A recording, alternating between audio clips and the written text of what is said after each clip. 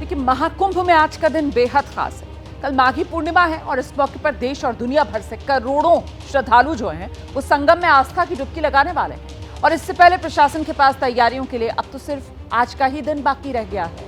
इन तैयारियों को भी श्रद्धालुओं के लगातार उमड़ रहे सैलाब के बीच पूरा करने की प्रशासन के सामने बड़ी चुनौती है। और ये चुनौती किस तरीके से प्रशासन पार कर पाएगा, इसी को लेकर सवाल बड़ा है। एक तरफ पुलिस प्रशासन की परीक्षा की घड़ी आ गई है, दूसरी तरफ जगह जगह महाजाम लगा हुआ है। श्रद्धालुओं की मुश्किलें इसी की वजह से बढ़ रही हैं। और ऐसे में खुद उत्तर प्रदेश के मुख्यमंत्री हैं योगी आदित्यनाथ, वो एक्शन में हैं। उन्होंने तमाम तैयारियों की समीक्षा की। एक तरीके से आप कह सकते हैं कि कमान जो है वो खुद सीएम योगी आदित्यनाथ ने अपने हाथ में ले ली है। सीएम ने ऐसी व्यवस्था करने के निर्देश दिए हैं जिससे कल का महास्नान जो है वो बसंत पंचमी की तरह बिना किसी मुश्किल के संपन्न हो सके।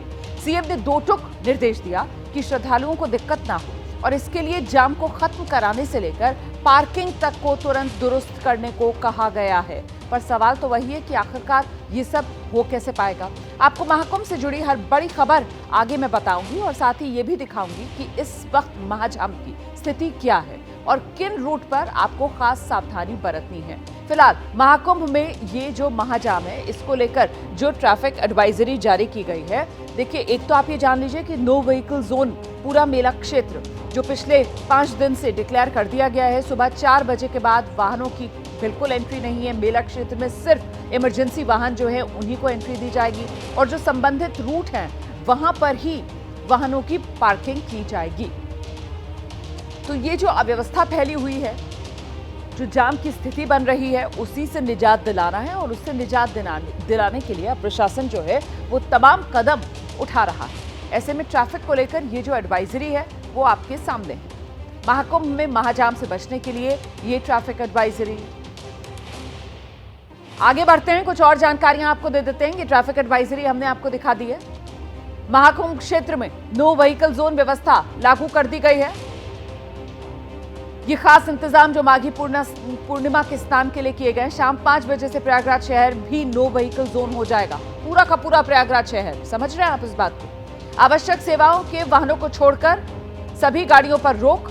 कल्पवासियों की गाड़ियों पर भी नो व्हीकल जो व्यवस्था है वो लागू रहेगी। 13 फरवरी सुबह 8 बजे तक ये नो व्हीकल जोन व्यवस्था जारी रहेगी। आपको ग्राउंड पर लेकर चलेंगे। हमारे साथ हमारे तमाम सहयोगी इस वक्त जुड़ रहे हैं महाकुंभ मेला क्षेत्र से। मोहम्मद मोइन इस समय हमारे साथ मौजूद हैं। आप देख रहे हैं अवधेश मिश्रा भी हमारे साथ हैं, विवेक राय और निधि श्री जो है वो रोहतास बिहार से हमारे साथ मौजूद है। दरअसल ये महाकुंभ क्षेत्र और यहाँ पर जो जाम लग रहा है और उसी का असर ये कि बिहार रोहतास तक वो जाम की तस्वीरें सामने निकल कर आ रही हैं। तो आइए सबसे पहले आपको जरा निधि के पास ही लेकर चलते हैं और जानते हैं निधि से, जहां पर निधि आप मौजूद हैं वहां पर जाम की जो तस्वीर उभर रही है वो दिखाइए जरा दर्शकों को। बिल्कुल उमाना, देखिए ट्रेनों में जब टिकट नहीं मिली तो वैकल्पिक रास्ते लोगों ने चुना। और वैकल्पिक रास्ता क्या है, तो बस या गाड़ियाँ जिनसे लोग जा सकते थे। और ये जो आपको सबसे लंबी तस्वीर जाम की इस वक्त मैं दिखा रही हूँ, ये जीटी रोड की है।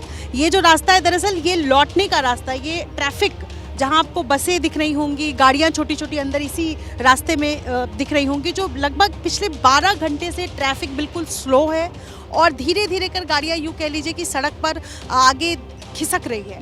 और ये लौटने का रास्ता है, यानी कुंभ से जो लोग लौटते हैं, जो बनारस के रास्ते चंदौली बॉर्डर क्रॉस करके जो लौटते हैं, उनका जाम है जो इस वक्त आपको नज़र आ रहा है। इसमें ट्रकें भी है, चूँकि बॉर्डर पर ये एडवाइजरी जारी किया गया था, ट्रैफिक एडवाइजरी, और इस वजह से ट्रकों को रोक दिया गया। और उसके बाद सुबह के बाद ये धीरे धीरे ट्रकों की स्थिति जो है वो नज़र आ रही है। और दूसरी तस्वीर, इसी सड़क पर एक परिवार, एक जत्था जो महाराष्ट्र के जालना से निकला है कुंभ जाने के लिए, चूँकि ट्रैफिक एडवाइजरी की वजह से रुक गया है, ये आपको नज़र आएगा। ये बिल्कुल अलग तस्वीर मैं दिखा रही हूँ इस वक्त। ये श्रद्धालु यात्री हैं, कुंभ यात्री, जिनको जाना तो है लेकिन इस वक्त सड़क पर ही खाना बना रहे हैं। और ये बड़ी सी बस लेकर आए हैं महाराष्ट्र के जालना से।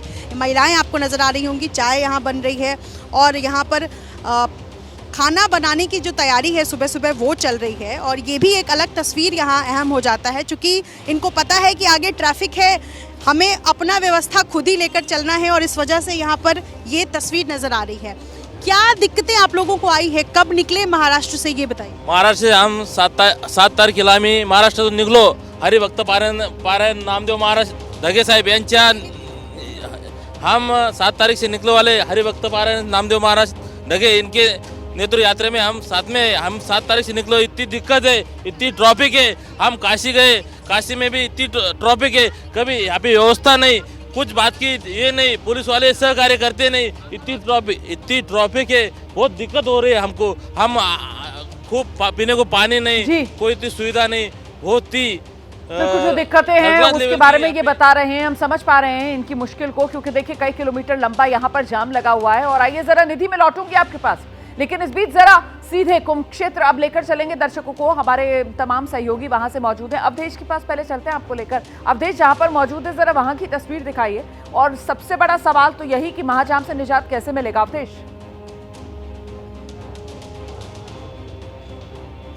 बिल्कुल, देखिए सवाल ये है कि जो नई एडवाइजरी जारी हुई है, महाजाम के बाद अब महा पैदल यात्रा देखने को मिलेगी, क्योंकि नो व्हीकल जोन आज मेला 4-5 दिन से चल रहा है. और शाम को 5 बजे के बाद जब प्रयागराज शहर को नो व्हीकल जोन घोषित कर दिया जाएगा, तब व्यवस्थाएं लोगों के लिए बड़ी मुश्किल बनेगी. लेकिन तस्वीर हम आपको दिखा देते हैं.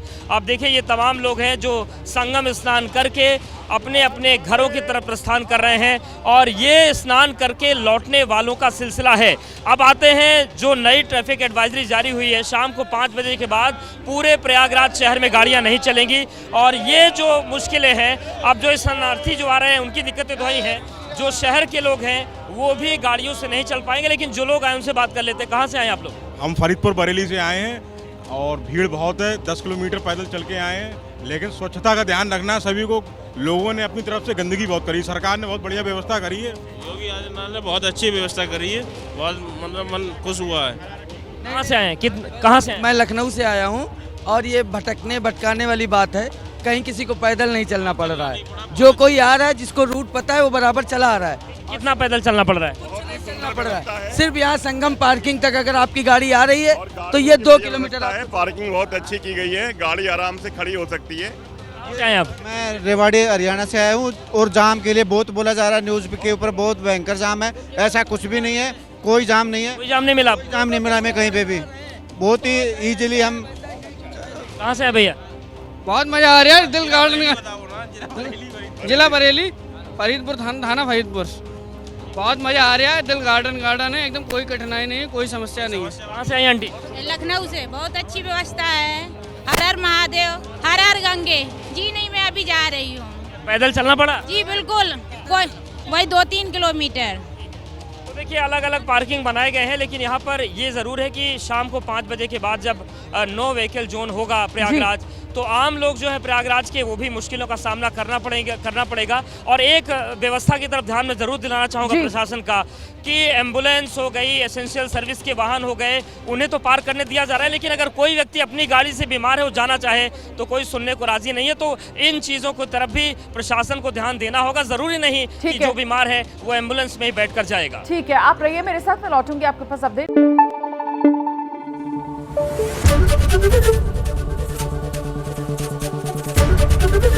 एबीपी न्यूज आपको रखे आगे.